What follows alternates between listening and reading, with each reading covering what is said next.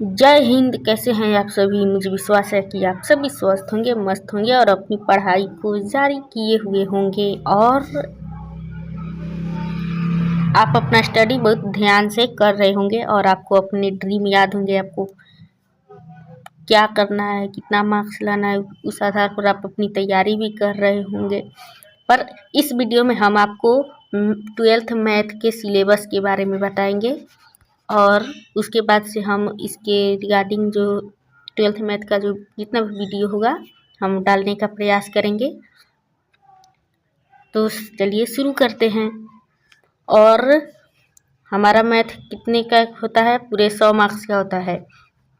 चाहे 10th का math हो, 11th का मैथ हो, 12th का मैथ हो, ये सब कितने मार्क्स का होता है? 100 मार्क्स का होता है हमारे बिहार बोर्ड में।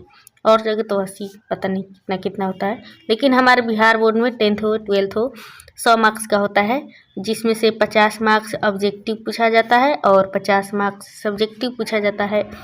इसमें टोटल 100 प्रश्न रहते हैं, जिसमें से आपको 50 बनाना रहता है। और ये जो होता है इसमें लघु उत्तरीय 30 लघु उत्तरीय रहता है, जिसमें से आपको 15 बनाने पड़ते हैं और 8 दीर्घ उत्तरीय रहता है, जिसमें से 4 बनाने होते हैं। ये जो होता है 2-2 मार्क्स का होता है और ये जो होता है 5 मार्क्स का होता है।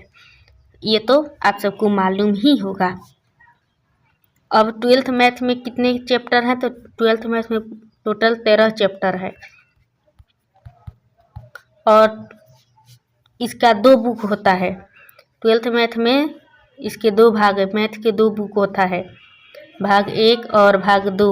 भाग 1 में जो होता है चैप्टर 1 से लेकर 5 तक है और चैप्टर 6 से लेकर 13 तक दूसरे वाली किताब में है।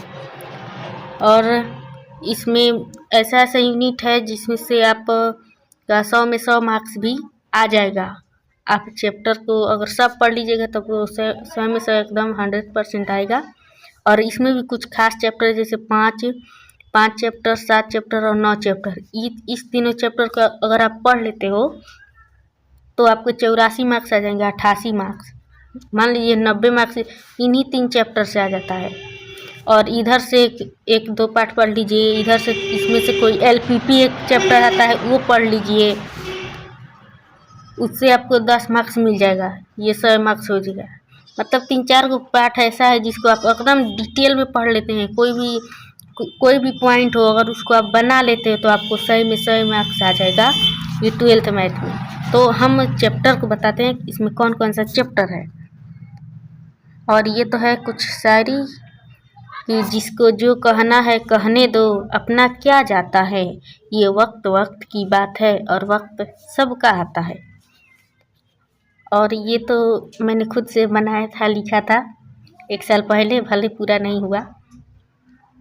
सब मुझे मेरे पापा जी के नाम से जानते हैं, क्यों ना कुछ ऐसा कर दिखाऊं। अब की बार 12th साइंस में या यहाँ पर कुछ भी आप अपने से जोड़ सकते हो। अच्छा मार्क्स लाकर अपने पापा जी को अपने नाम से जनाऊं। बहुत हो गया मौज मस्ती, बहुत सुन लिया लोगों से ताने, आज मैं ऐसा कुछ अच्छा करूँगी कि सब कोई मेरे पापा जी को मेरे नाम से जाने। यानी कि अपने पापा जी को अपने नाम से जनाना है तो पढ़ना पड़ेगा। और चलिए ये तो हो गया। और मैथ के बारे में बात करते, मैथ में कितने चैप्टर हुए? 13 चैप्टर है। और मैथ पढ़ने के लिए अगर आप ऑनलाइन पढ़ते हो या कहीं भी पढ़ते हो तो सबसे ये 4 पॉइंट जो है आपको अंदर होना चाहिए। पहली चीज़ अनुशासन, दूसरी चीज़ सेल्फ मोटिवेशन, खुद में मोटिवेशन कि हाँ हमको करना है, और तीसरा सेल्फ स्टडी करना है और खुद पर भरोसा रखना है। ये 4 हुआ पॉइंट आपके। अब चैप्टर की बात करते हैं। तो पहला चैप्टर है हमारा रिलेशन एंड फंक्शन, इन संबंध और फलन। पहला चैप्टर है संबंध और फलन, दूसरा है प्रतिलोम त्रिकोणमितीय फलन, और तीसरा है आव्यूह, चौथा पाठ है सारणिक और 5वां पाठ है संतव्य तथा अवकलनीयता। ये जो है 5 चैप्टर ये मैथ के भाग 1 में आ जाता है। ये पार्ट 1 किताब है मैथ का, उसमें ये 5 चैप्टर आएगा। और जो मैथ का दूसरा भाग वाला किताब है उसमें एक एप्लीकेशन ऑफ डेरिवेटिव यानी अवकलज के अनुप्रयोग, इससे नई प्रश्न पूछा जाता है। और इससे प्रश्न पूछा जाता है समाकलन, एप्लीकेशन ऑफ इंटीग्रल, समाकलन के अनुप्रयोग, फिर अवकल समीकरण, और ये वेक्टर चैप्टर, ये 3D चैप्टर, ये हो गया ग्राफ वाला चैप्टर LPP, और लास्ट पार्ट है यह प्रायिकता। ये इतना पार्ट है दोनों किताब को मिला करके। और मार्क्स वेटेज की बात करें तो ये हो गया फर्स्ट यूनिट, ये है सेकेंड यूनिट, ये जो है 5 चैप्टर ये आता है तीसरा यूनिट, ये दोनों है चौथा यूनिट, और ये 5वां यूनिट, और ये 6ठा यूनिट, यानी मैथ में 6 यूनिट हो गया।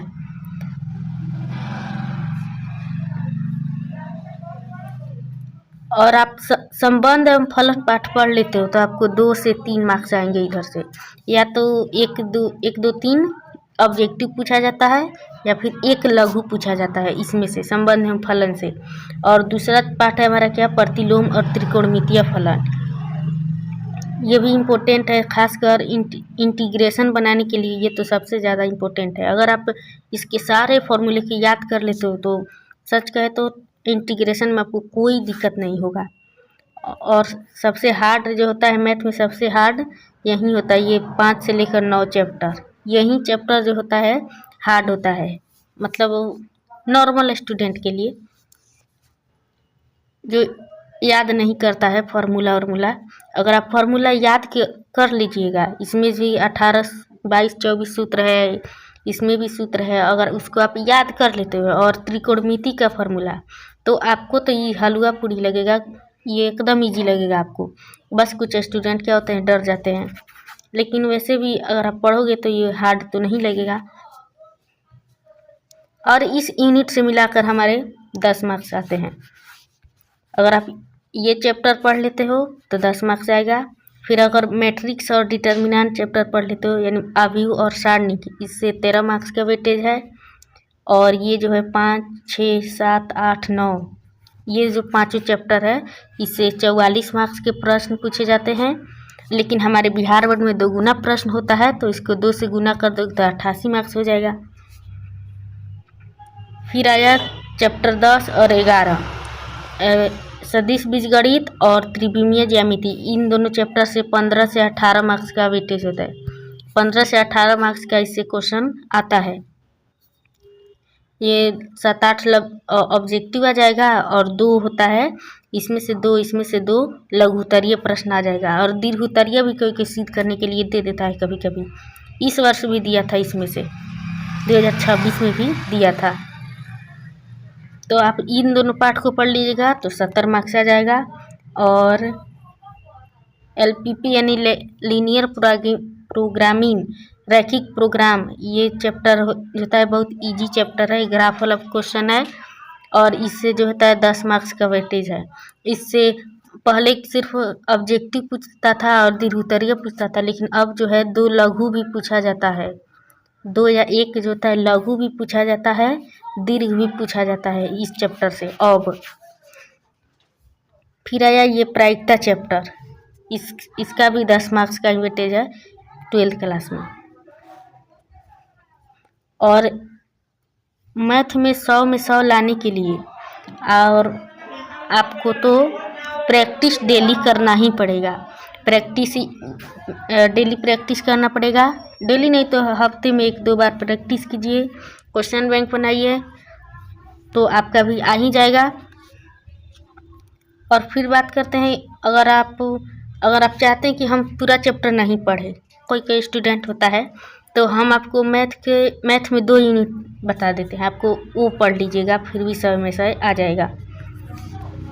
देखिए ग्रुप ए, ये जो होता है ग्रुप ए, अगर आप चैप्टर 5, 7 और 9 इन तीनों चैप्टर को पढ़ लेते हो तो आपको 80 से 85 मार्क्स ये इधर से ही आ जाएगा। और फिर क्या कीजिएगा, आप एक LPP चैप्टर पढ़ लीजिएगा, इससे भी 10-12 मार्क्स का वेटेज है, ये पढ़ लीजिए, आपका 90 नंबर 95 नंबर ऐसे ही हो गया। अगर आप चाहते हैं कि हम सब चैप्टर नहीं पढ़े, उनके लिए हम बता रहे हैं। और मैथ का अगर आप सभी चैप्टर पढ़ लेते हो तब तो बहुत आसान है, लेकिन कुछ स्टूडेंट होगा जो कुछ सभी चैप्टर नहीं पढ़ना चाहेगा, वो चैप्टर 5, चैप्टर 7, चैप्टर 8, चैप्टर 9 इन तीनों को, इन पाँचों को पढ़ लीजिए, जिसमें से ये और ये चैप्टर 6 और 8 जो होता है इम्पोर्टेंट नहीं है, इसमें से एक भी प्रश्न नहीं आता है। तो अगर आप इनको पढ़ लेते हो तो आपको 80 से 85 मार्क्स इजीली आ जाएगा, एकदम आ जाएगा। और फिर एक दूसरा यूनिट है, और ये जो होता है हार्ड होता है, कठिन होता है, लेकिन आप फार्मूला याद कीजिए, ये भी हार्ड नहीं होगा। जो नहीं पढ़ता है, प्रैक्टिस नहीं करता, इसके लिए चैप्टर हार्ड ही है, वरना ये भी हार्ड नहीं है, सब नॉर्मल है। और फिर दूसरा आ गया ये chapter 3, chapter 2, chapter 3, chapter 4, chapter 10, chapter 11। अगर इसको आप पढ़ लेते हो तो इससे भी आपको 80 से 85 मार्क्स आ जाएगा इसमें से। और ये जो होता है इजी होता है इनके मुकाबले, इनके मुकाबले ये जो होता है, ये यूनिट जो होता है एकदम इजी होता है और आसान भी होता है, समझ में भी आसानी से आ जाएगा। लेकिन अगर और इंटीग्रेशन, ये जो चैप्टर 7 है, इसको अगर आपको बहुत ज़्यादा स्ट्रॉन्ग करना है तो ITF का पूरा फार्मूला आपको आना चाहिए, कहीं से भी तोड़कर मरोड़कर। इसमें इतना ज़्यादा फार्मूला लगता है कि ये भी हार्ड होता है। डिफ्रेंशिएशन से, अवकलन से ज़्यादा हार्ड समाकलन होता है। और आप ITF का पूरा फार्मूला अगर आपको याद है कहीं से भी, तो इसमें भी आपको कोई दिक्कत नहीं होगा। तो मैथ में तो आपको 100 में 100 एकदम 100% आ ही जाएगा। और मैथ पढ़ने के लिए क्या क्या है, तो मैथ पढ़ने के लिए सबसे पहले बेसिक पता होना चाहिए, फिर उसका कॉन्सेप्ट आना चाहिए और उसका फार्मूला। ठीक है, आपको मैथ में इतना सब आना चाहिए, मैथ का बेसिक आना चाहिए, उसका कॉन्सेप्ट समझ आना चाहिए और आपको फार्मूला याद होना चाहिए, तभी आप 100 में 100 लाइएगा, अच्छा मार्क्स कीजिएगा मैथ में। और फिर अगर यह तीनों तो आपको आता है, तो फिर आपको कैलकुलेशन आना चाहिए, जोड़ घटाव गुणा भाग, ये सब जितना बचपन से पढ़े हुए हैं सब इसमें आ जाएगा। कैलकुलेशन आपको आना चाहिए, ये नहीं कि सब याद है और आपको पता ही नहीं है जोड़ कैसे करते हैं, गुणा कैसे करते हैं। वैसे भी 12th में आप आ गए हैं तो ये सब तो आता ही होगा। तो मैथ के लिए क्या चाहिए, बेसिक, कंसेप्ट और फार्मूला। फिर आपको थोड़ा कैलकुलेशन भी आना चाहिए कि इसका प्रोसेस क्या रहना चाहिए। मैथ में प्रोसेस बहुत मायने रखता है, तो प्रोसेस क्या होना चाहिए ये आपको आना चाहिए। और फिर आपको रिवीजन करना पड़ेगा, तभी आपका मैथ में अच्छा मार्क्स आएगा। और हम आपको एक सुझाव देते हैं कि आप सब कोई जो होता है अपने सिलेबस को जो होता है 80% ख़त्म कर देता है, तब क्वेश्चन बैंक खरीदता है। तो मैं आपको कहूँगी आप उस समय भी अगर ज़्यादा पैसा है तो ख़रीद लीजिएगा, लेकिन हम आपको अभी बता देते कि आप अभी एक क्वेश्चन बैंक खरीद लीजिए। कौन क्वेश्चन बैंक भी 2 टाइप से आता है, एक आता है ईयर वाइज, मतलब साल वाइज, जैसे 2026 में इस बार था तो 25, 24, 23, 22, 21, 20, 19, 18, 17 इस तरह से जो होगा ये ईयर वाइज होगा। और एक होता है topic wise and chapter wise. तो ये आपको क्या करना है, ये चैप्टर वाइज वाला क्वेश्चन बैंक खरीद लीजिएगा, 80 रुपया या 100 रुपया में मिल जाएगा। या फिर ऑनलाइन तो मत खरीदिएगा, उसमें चट्टा बहुत महंगा दे रहा है, हम देखे हैं। और ये जो होता है आप ऐसे दुकान से खरीदेगा तो 100 रुपया, 120 रुपया में ये चैप्टर वाइज और टॉपिक वाइज वाला मिलेगा। तो आपको ये क्वेश्चन बैंक खरीद लेना है। और जैसे ही आपका क्या होगा कि चैप्टर अगर ख़त्म हो गया, मैथ में भी पढ़ लिए 1-2 चैप्टर, तो एक चैप्टर जैसे ख़त्म हुआ तैसे चाहिए आप उसके क्वेश्चन बैंक में ऑब्जेक्टिव प्रश्न को लगाइए, अपने मन से बनाइए, फिर शॉर्ट आंसर क्वेश्चन को बनाइए, फिर दीर्घोत्तरीय बनाइए। हम आपको ये बता दे रहे हैं, आपको ये सब करना है। जैसे आप कोई भी सब्जेक्ट का हो गया, आप math, physics, chemistry, biology, Hindi, English, कहीं का भी चैप्टर जैसे ख़त्म हुआ, आपको क्या करना है, जाना है ऑब्जेक्टिव लगाना है, फिर आपको लघुत्तरीय बनाना है, फिर आपको दीर्घोत्तरीय बनाना है। और इसके लिए आप क्या कि सबसे मोटा कापी खरीद लीजिएगा और उसी में ही जितना भी बनाना होगा सब उसी में बनाइएगा। एक काम कीजिएगा, आप बहुत मोटा कॉपी खरीद लीजिएगा 100-150 में। और वो क्या बोलते हैं कि स्पाइरल वाला कॉपी मत खरीद लीजिएगा। आप जो पढ़िएगा, जहाँ भी पढ़िएगा उसका नोट्स बनाइएगा, वो स्पाइरल में बनाइएगा। लेकिन अगर आपको क्वेश्चन बैंक बनाना है तो ऐसे ही मोटा कापी आता है, बहुत मोटा 150 मिलता है, उसमें शायद 1000 पेज होगा, वैसा कॉपी खरीद लीजिएगा। और जितना भी क्वेश्चन बैंक वो सब कॉपी में बनाते रहिएगा, आपको कोई दिक्कत नहीं होगा। और ये सिर्फ मैथ के लिए नहीं है, ये सभी विषय के लिए है। फिजिक्स हुआ, केमिस्ट्री हुआ, फिजिक्स में भी आपको यही करना है, केमिस्ट्री में भी करना है, बायोलॉजी में भी आपको यही करना है, मैथ में तो और करना है, सबसे ज़्यादा मैथ में करना है, हिंदी और इंग्लिश में भी सेम ऐसा ही करना है। पहले आपको क्या करना है, सबसे पहले जो होगा आपका चैप्टर होगा ख़त्म। जैसे चैप्टर ख़त्म, और आपको चैप्टर ख़त्म होने से पहले ही उस चैप्टर का 2-3 बार रिवीजन कर लेना है। जब रिवीजन हो जाएगा तो रात में या जब भी आपको समय मिले तो क्वेश्चन बैंक को चैप्टर वाइज निकालिए और उसका ऑब्जेक्टिव बनाइए, फिर उसका सब्जेक्टिव बनाइए, और इससे आपका रिवीजन भी हो जाएगा, आपको पता भी चल जाएगा कौन सा प्रश्न कितना इम्पोर्टेंट है, ये आपको भी अनुमान लगाना आ जाएगा। और फिर अब ऐसे ही आप सभी विषय में करते रहिए, लगातार करते रहिएगा, तो अगस्त अक्टूबर तक आपको सभी क्वेश्चन बैंक भी आपका बन जाएगा, आपको याद भी हो जाएगा, और सब सब्जेक्ट जो है आपका स्ट्रॉन्ग भी हो जाएगा। फिर उसके बाद जो होगा वो उस समय बताया जाएगा, लेकिन आपको अभी यही करना है। आप जाइए मार्केट में, चैप्टर वाइज वाला क्या खरीदिएगा, क्वेश्चन बैंक खरीदिए, चैप्टर ख़त्म हुआ, क्वेश्चन बैंक लगाइए और याद कीजिए, प्रॉपर डेली पढ़ाई करते रहना है। क्योंकि इस बार साइंस में देखा ही होगा आपने कि बहुत कम रिजल्ट आया है साइंस में, कितना हार्ड हो रहा है साइंस। आप साइंस लिए हैं, साइंस कठिन होता है और इसमें आपको पढ़ना पड़ेगा। अगर आप नहीं पढ़ोगे तो हार्ड लगेगा ही लगेगा। अगर आप चाहते हो कि हार्ड ना लगे, कठिन ना लगे, तो आपको पढ़ना पड़ेगा, एकदम पढ़ना पड़ेगा। अभी से ही 7-8 घंटा डेली पढ़ना पड़ेगा। ये तो 6 से 7 घंटे ये तो केवल लाइव क्लास ही हो जाता है। उसके बाद खुद से नोट्स भी बनाना होता है, फिर याद भी करना होता है। ये सब आपको टाइम मैनेज करके आपको पढ़ना पड़ेगा, ठीक है। और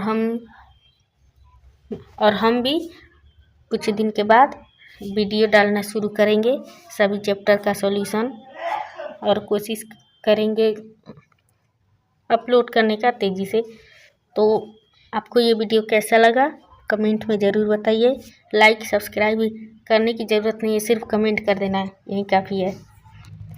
और आपको आपके 2027 के लिए बेस्ट ऑफ लक, और तैयारी शुरू कर दीजिएगा।